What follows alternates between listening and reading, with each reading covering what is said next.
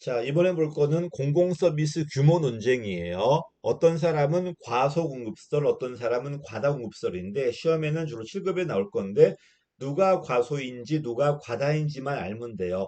요 내용 자체에 물어보지는 않을 겁니다. 그냥 과다다, 과소다 이렇게만. 자, 세상엔 재화가 둘이 있다는 거야. 공공재와 민간재가 있다는 거야. 둘 다 적정 규모라면 참 좋죠. 공공재도 수요 공급이 일치하고 민간재도 수요 공급이 일치한다면 참 좋은데 만약에 민간재가 많이 쓰이고 있어. 그러면 공공재로 들어올 돈이 민간이 지금 낭비하고 있다는 거잖아, 지금. 이게 과소공급설이에요. 과소공급설. 거꾸로 공공재가 낭비하고 있어. 그러면은 민간으로 가야 될 돈이 다 공공이 지금 낭비하고 있는 거잖아. 과다공급설입니다. 쉽게 해서 과소라는 건 지금 쓸데없이 민간이 낭비하고 있다는 거야. 그러면 이건 시장 실패에 가깝겠죠. 반면에 과다라는 거는 정부가 낭비하고 있다는 거죠. 이거는 정부 실패에 가깝겠죠. 자, 그래서 과소가 4개밖에 안 되니까 내가 과소 위주로 좀 외워달라고 그러고 두 문자를 뭐 관두다 이렇게 뭐 갈두모다 써놨는데 갈브레이스 이겁니다. 자, 민간재는 선전을 해요, 자꾸. 필요재만 만들어지는 게 아니라 선전을 해서 자꾸 사치재를 쓰게 만들어요. 그렇지? 이거 쓴다고 해서 생존에 직결되는 문제가 아닌데 자꾸 남과 다르게 구별하기 위해서 뭐 낭비하는 재화가 만들어진다는 겁니다. 여러분도 선전에 의해서 필요 없이 낭비한 적이 많을 겁니다. 이게 의존 효과야. 갈브레이스 의존 효과. 민간재는 선전에 의해서 쓸데없는 욕망을 부추겨서 낭비하게 만드니까, 그지?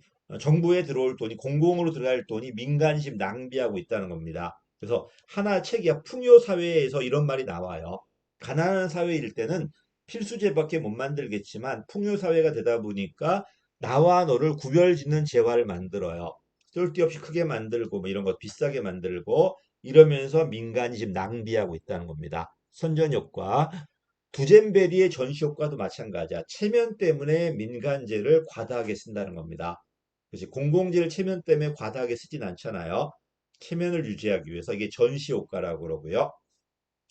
자, 머스그레이브는 뭐냐면 민간재는 내가 썼을 때 이 만족감이 얼마인지 바로 계산되니까 그만큼의 가격을 지불해요.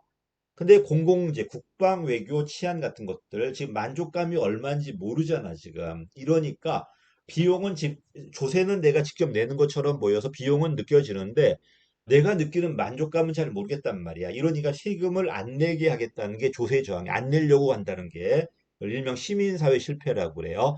조세 저항이고요. 또 하나 더 나가서 다운스는 뭐라고 그래? 공공재는 계산이 잘 안 돼요. 민간재는 내가 강의 들었을 때 나한테 강의 들을 때 100만 원 내라고 해봐. 안 들을 겁니다. 왜? 만족감이 100만 원이 아닐 거니까. 그지? 근데 공공재는 지금 경찰 서비스 받고 있는데 이걸 계산하기가 너무 어려워요. 차라리 계산하지 않는 게 합리적이에요. 그치? 공공재는 이 가치가 얼마인지 계산이 잘 안 됩니다. 그러니까 계산을 하려면 너무나 많은 정보가 필요하니까 계산하지 않는 게 합리적이라고 했고 합리적 무지고요. 그리고 그 가치를 무시합니다. 그렇지? 근데 사실 경찰 없고 소방 없고 수도 없고 지하철 없어 봐. 상당히 삶이 어려움에도 불구하고 우리는 지금 그 가치가 얼마인지 계산도 잘 안 되다 보니까 무시한다는 겁니다. 그래서 다시 선전 때문에 민간재를 과다하게 쓴다 갈브레이스, 체면 때문에 과다하게 쓴다 두젠베리, 그다음에 내는 세금은 직접적이고 얻는 편익은 간접적이다 보니까 세금을 안 내려고 그런다가 머스그레이브의 조세 저항, 그다음에 공공재는 그 가치를 계산하는데 너무나 많은 정보가 필요하고 계산이 어려워. 차라리 계산하지 않을 겁니다. 그리고 그 가치가 얼마 안 된다고 생각할 거야. 합리적 무지라고 그래요. 계산하지 않는 게 합리적이라는 겁니다. 여기까지가 과소야. 됐죠? 과다입니다. 다수결 투표가 되면요. 선거에서 이기기 위해서 쓸데없는 사업을 다 해주겠다고 해요. 자꾸 늘 수밖에 없겠죠. 이겨야 되니까. 그래서 우리가 진보다 보수다 뭐 갈라져 있지만 사실 공약의 차이는 잘 모르겠어요. 뭐 다 해준다고 하니까 낭비가 나올 겁니다. 리바이런 가설은 뭐냐면 권력이 집중돼 있다 보니까 이걸 통제할 수 있는 다른 힘이 없다는 거야. 그지? 민주당이 예를 들어서 과반수가 훨씬 넘어요. 얘가 어떤 사업을 자꾸 인기 위주로 해도 얘를 통제할 수 있는 다른 당이 없기 때문에 통제가 안 되겠죠. 이게 리바이던 가설이에요. 거대한 괴물이야. 얘가 막 낭비하고 있는데 재정을 낭비하고 있는데 얘를 통제할 수 있는 다른 힘이 없다는 겁니다. 그렇죠? 리바이 동가설. 와그너 법칙은 뭐냐면 농촌과 도시가 있어요. 도시가 예를 들어 소득이 더 많아요. 소득이 더 많지만 농촌은 소득이 작다고 하자. 근데 도시가 되면 될수록 공공재 수요가 많이 필요해요. 경찰, 소방, 뭐 주택, 뭐 이런 것들. 이러다 보니까 소득의 증가율보다 공공재 수요 증가율이 더 빨리 느는 거예요. 이러니까 전체 소득에서 공공재 쓰는 비용이 늘 수밖에 없겠죠. 이게 바로 와그너 법칙이야. 도시화가 되면은 소득의 증가율보다 공공재 수요 증가가 더 빠르기 때문에 그래서 내 전체 소득에서 공공재가 차지하는 비율이 는다는 거예요. 됐죠? 전이효과, 대체효과는 뭐냐면 위기가 돼요. 위기가 되면은 정부가 팽창을 해도 민간이 용인을 해줘요. 전쟁이라든지 지금처럼 코로나 위기라든지 예산이 팽창돼도 인정해줘요. 평시가 되었어요. 그럼 돌아가야 되잖아. 근데 돌아가지 않고 한번 늘어난 재정은 원상복귀가 잘 안 돼. 원상복귀를 막는 게 뭐야? 톱니 효과라고 그래. 그래서 다시 위기 때 팽창하는 게 문지방 효과. 문지방 넘어갔으니까. 그다음에 평시 돌아와야 되는데 톱니처럼 문에 끼어 있는 거야, 이게. 돌아오지 못하는 게 톱니 효과예요. 그러면은 예산이 는 게 남아 있잖아. 이 남은 예산이 다른 걸 찾아 들어가는 게 전이 효과, 대체 효과 세 가지가 겹쳐 있는 거야, 지금. 위기 때 팽창한다 문지방, 평시 원상복귀를 못하게 막는다 톱니 단속 효과 걸려 있다는 거야. 그리고 이 는 예산이 다른 걸 찾아간다는 게 전이 효과, 대체 효과입니다. 됐죠?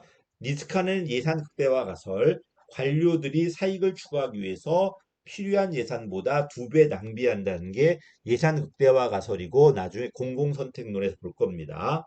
보몰의 병이에요. 자, 민간은 점점 기술 집약이 돼요. 인력이 필요 없어. 기술 집약이야. 자, 그럼 남는 인력을 다 누가 소비해야 돼요? 정부가 소비해야 돼요.